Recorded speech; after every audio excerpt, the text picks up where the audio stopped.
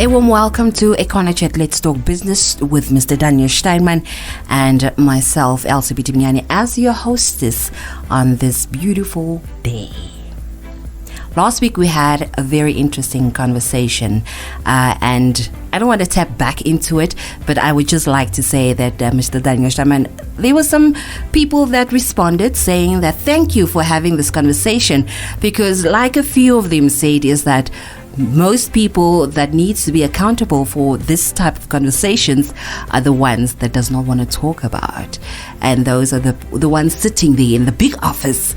I'm not going to say who they are, but I guess that everybody knows whom I'm talking about. But today we're going to talk about something very interesting, and it's going to be rainfall. Now, when we talk about rainfall, Mr. Daniel Steinman, we usually think of agriculture.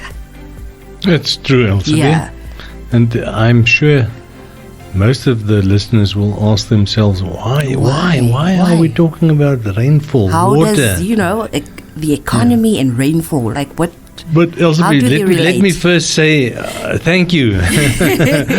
You're welcome. Yeah, sometimes I'm so, I am used to having these conversations all the time, so it's like, okay, let's just continue this conversation. We don't have to do the formality of introduction. The cost of living crisis is not over. It's not over, of course, yeah.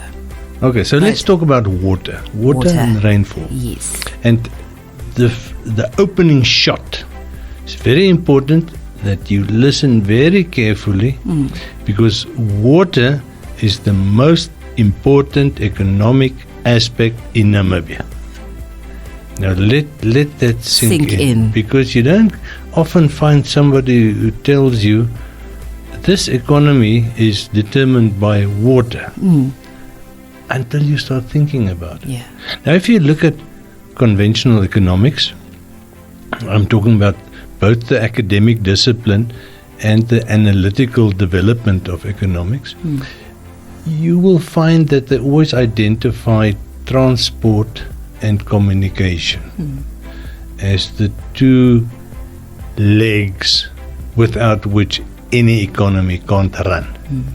Transport and communication. Now, you need to see this in the historical context. Of about 200 years ago, there was a very learned Englishman with the name of John Maynard Keynes, and he basically established the parameters, the framework within which modern economics developed. And he was the first person, the first academic to sort of, from an analytical perspective, looked at what drove the economy in Great Britain. And he wrote a couple of books, but I think The Rise and Fall of Nations is the most important one. And now we're talking about 210 years ago. So it's not ancient, but it's not yesterday. And this is where it all started. And the reason why remember, this was now about 80 years into the Industrial Revolution.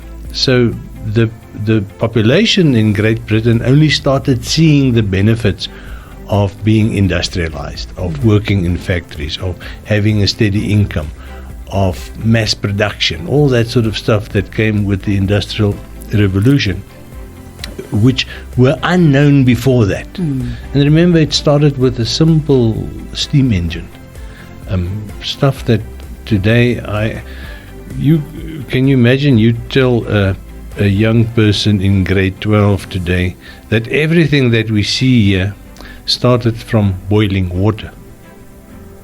Now, that is a mind bender. And they would ask you, why? So because everything started with a steam engine. And the steam engine boils water to create steam that creates pressure. That pressure drives something.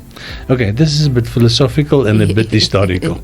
So the reason why I'm mentioning this is because everything is based on communications and on transport. And that's very simple. You need to be able to talk to other people for an economy. You need to be able to get yourself or other people or stuff from A to B.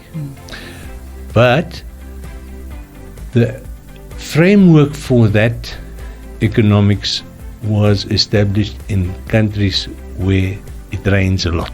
England, America, Europe. With us, you can have all the communications and all the transport that you want, but water is the one reality. If you don't have it, there's no economy. So I'm very fond of singling water out, in particular rainfall, but as technology has moved over the last 30 years, I would make it more general and say water. Water is the most important economic aspect in Namibia. Nothing moves without water. And every few years or so that we get too confident and that we think, no, we can solve all the problems ourselves and we are in charge of our own development, destiny, and then comes 2019 and we don't have a drought, we have a devastating drought. Yeah. And it puts us back many years and it destroys a lot of value in agriculture and it threatens our life. You remember 2019? It's only 6 years ago. Yeah. 5 years ago. But you couldn't use a hose pipe. You could only use water sometimes during the day. It was like load shedding in water, you know. So it is very real for us. It is it's something that we have to reckon with all the time. And it is not because our rainfall is so limited and because we live in an arid country, there's always a cost component. Our water has a price tag on it because we have to spend money to get it from wherever the boreholes are or how we articulate it across the country, and we have to purify it. And because we recycle about 1/3 of Windhoek's water, there's a huge price tag attached to that as well. You know, for us to be able to have that luxury of going into a bathroom, opening a tap, and get water that you can drink from the tap, it's costing a lot of money. It is. Certainly.